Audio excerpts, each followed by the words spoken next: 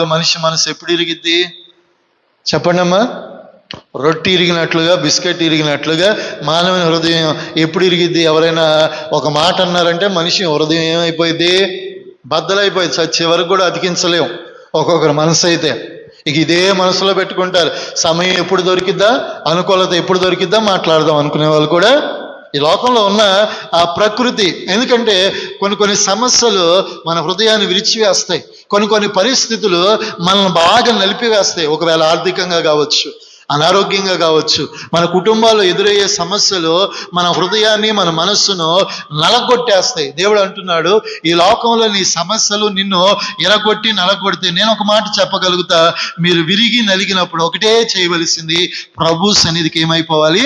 సమీపించి మోకరించి, ప్రభువా నా కుటుంబంలో ఆర్థిక పరిస్థితులను బట్టి నలిగిపోతున్నా, నా బిడ్డల స్థితిని బట్టి నలిగిపోతున్నా, నా కుటుంబంలో ఉన్న అనారోగ్యతను బట్టి నలిగిపోతున్నా, నా దేహంలో ఉన్న బాధను, శరీరంలో అనారోగ్యతను బట్టి నలిగిపోతున్నా, అయ్యా నా ఎడల కృప చూపించమని ఏం చేయాలి? ప్రార్థన చేయగలిగితే ఏమాత్రం అలక్ష్యం చేయడు. అలక్ష్యం అంటే ఆలస్యం చేయడు. వెంటనే మీకు ఏమిస్తాడు? నీ అవస్థలో వెంటనే దేవుడు మీకు ఏం చేస్తాడు?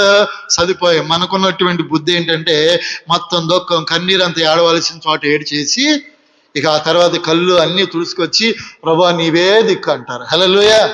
కన్నీరంతా ఎక్కడ వృధా అయిపోయింది? వృధా అయిపోతుంది. కానీ ఆ కన్నీటిని ఎక్కడ వృధా చేయాలి? ప్రభు ఎన్నిలో. ఎందుకంటే ఈ కన్నీరు కూడా దేవునికి ఏమవుతుంది? దావీదు అంటున్నాడు కదా, నా కన్నీటిని నీ కవిలలో దాచుకున్నాడు. హల్లెలూయా. నీ కన్నీరు దేవునికి విలువైంది.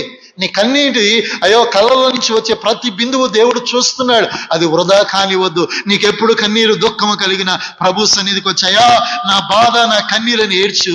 ఈ కన్నీటిని ఆయన కవిలలో బుక్ చేసుకుని నీ కొరకు నీ అవస్థలన్నీ దేవుడు తీర్చువాడిగా ఉండునుగాక.